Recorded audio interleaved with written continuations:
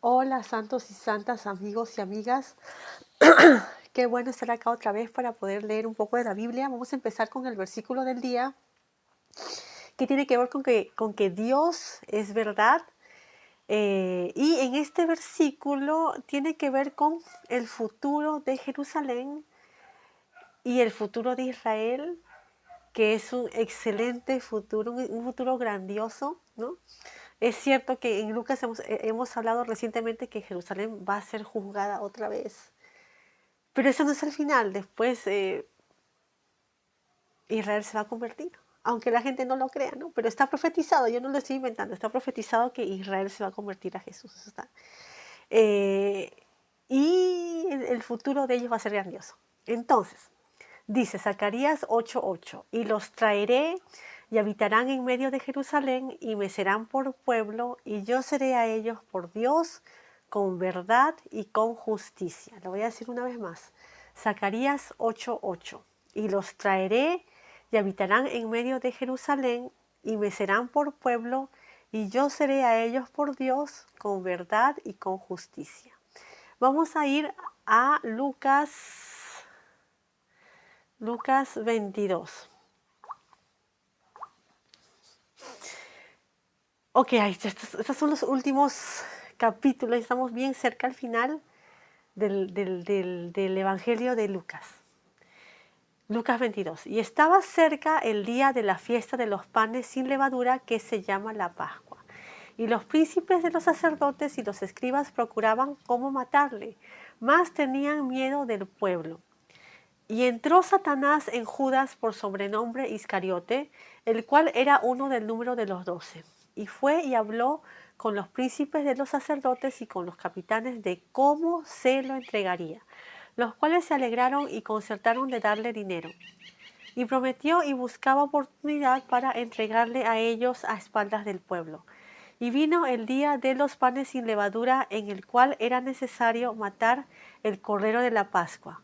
Y envió a Pedro y a Juan diciendo, id a aparejarnos el cordero de la Pascua para que comamos. Y ellos le dijeron, ¿dónde quieres que aparejemos? Y él les dijo, he aquí, cuando entrareis en la ciudad os encontrará un hombre que lleva un cántaro de agua, seguidle hasta la casa donde entrare.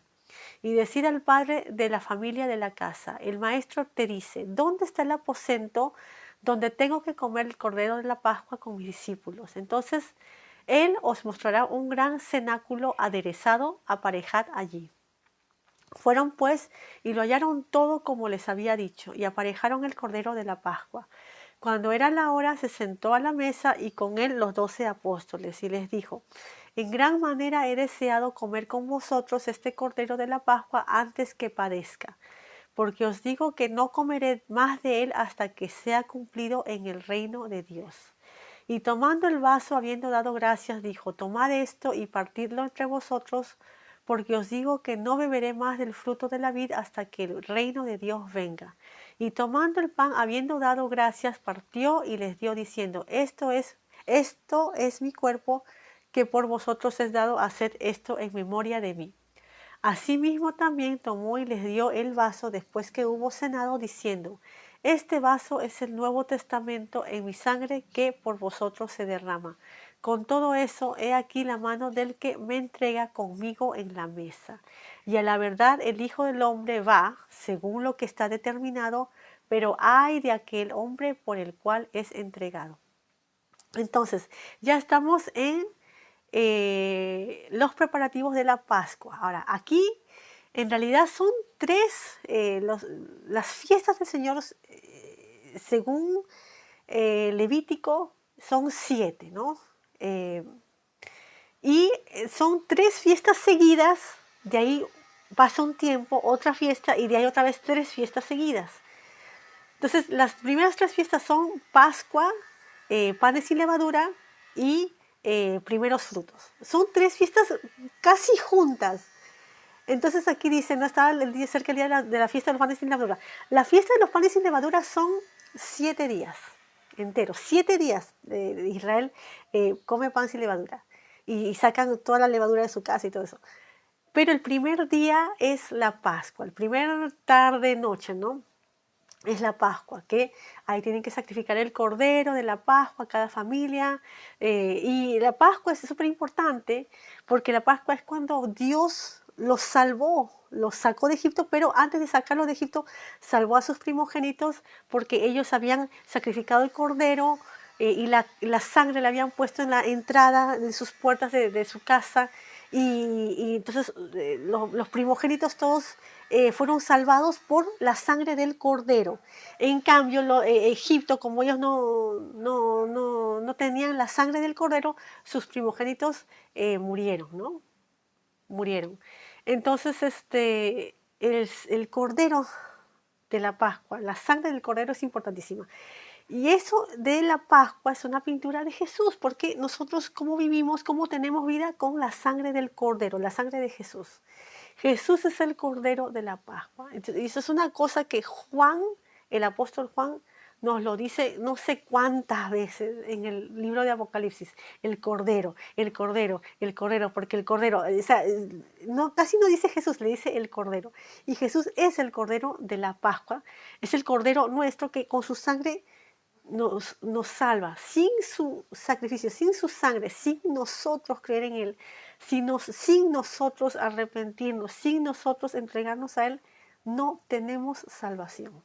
Entonces Jesús es la única salvación. Jesús es el Cordero que nos salva. Entonces, estaba hablando de las 3 fiestas. Pascua, el primer día, de ahí 7 días, panes sin levadura.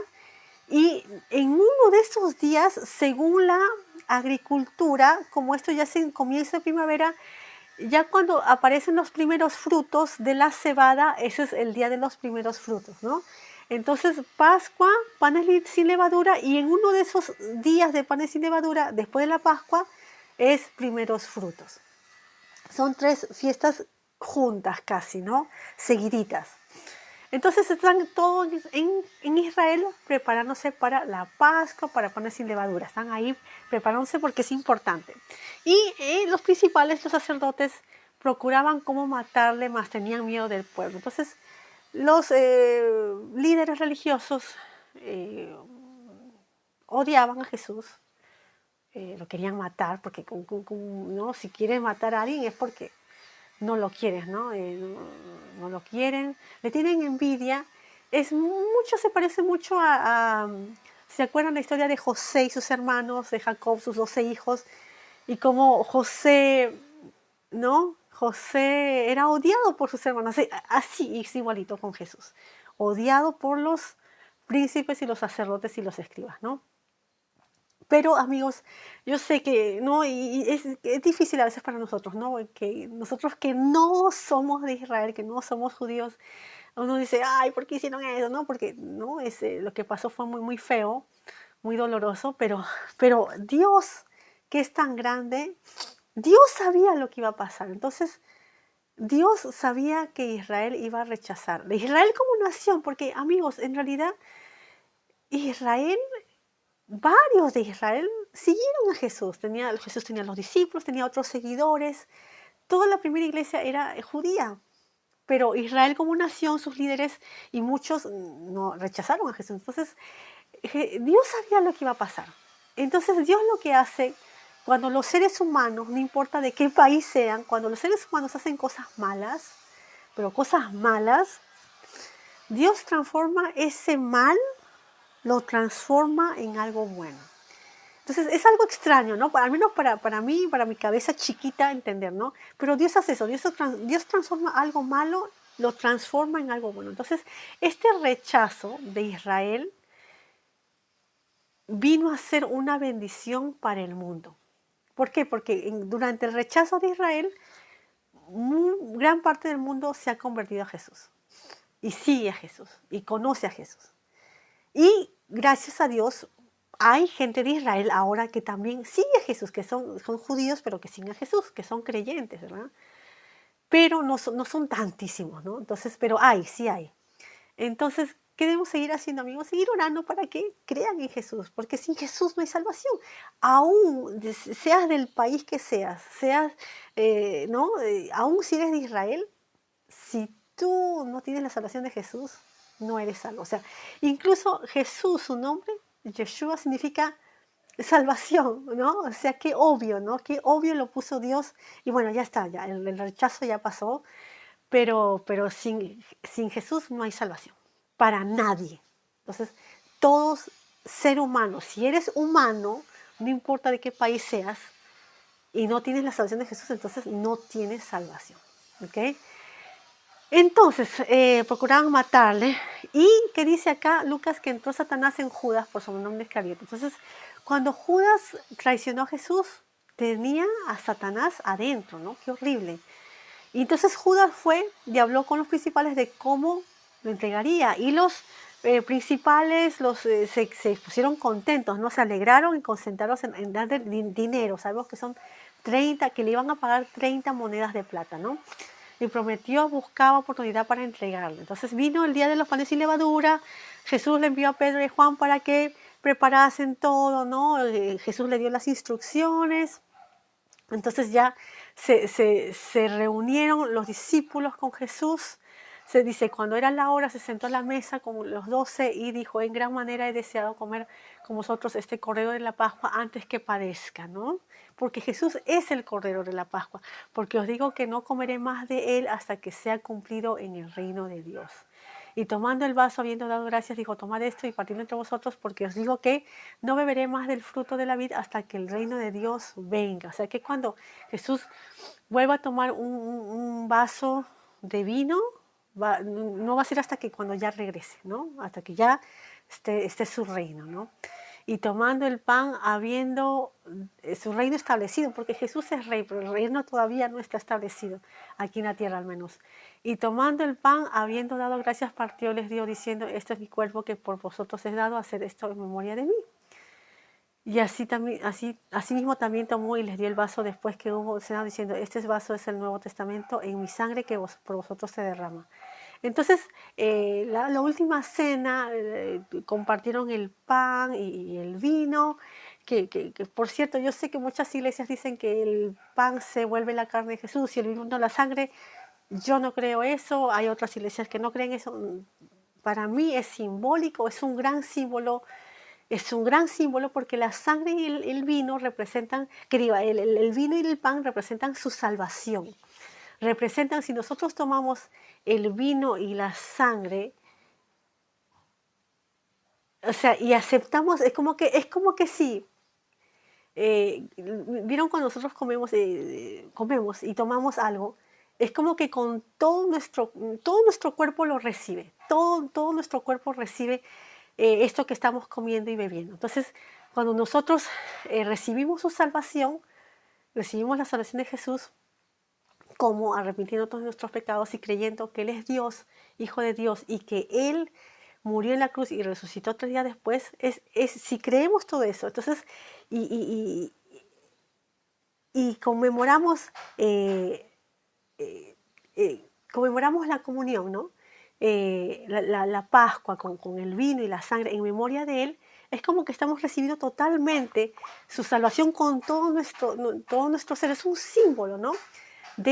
Es un símbolo físico de haber recibido su salvación. Primero recibimos su salvación espiritualmente y cuando celebramos la Pascua, ya somos de Él, ya hemos recibido su salvación. Es como que si nosotros físicamente recibiéramos su salvación conmemorando con el vino y el pan, ¿no? En la comunión. Eso es lo que quiero decir, ojalá siga entendiendo, ¿no? Primero es una cosa espiritual, una decisión que tenemos que hacer. Sí, Jesús, me arrepiento de todos mis pecados. Obviamente tiene que ser un arrepentimiento sincero ante Dios, un arrepentimiento sincero, si no, no vale. Y creer, yo creo en ti, creo en tu salvación, tú muriste en la cruz, resucitaste 3 días después, tú eres Dios, Hijo de Dios, y ahí uno recibe su salvación, primero espiritualmente. Luego en la Pascua o cuando sea que se celebra la comunión, en la asamblea donde ustedes van, iglesia, asamblea, reunión, no sé si en su familia, cuando ustedes conmemoran esta Pascua, entonces ustedes están comiendo el pan, tomando el vino Y es un símbolo de esta salvación que ustedes han recibido, de aceptar completamente su sacrificio de salvación. ¿Entienden? Eso es lo que quiere decir.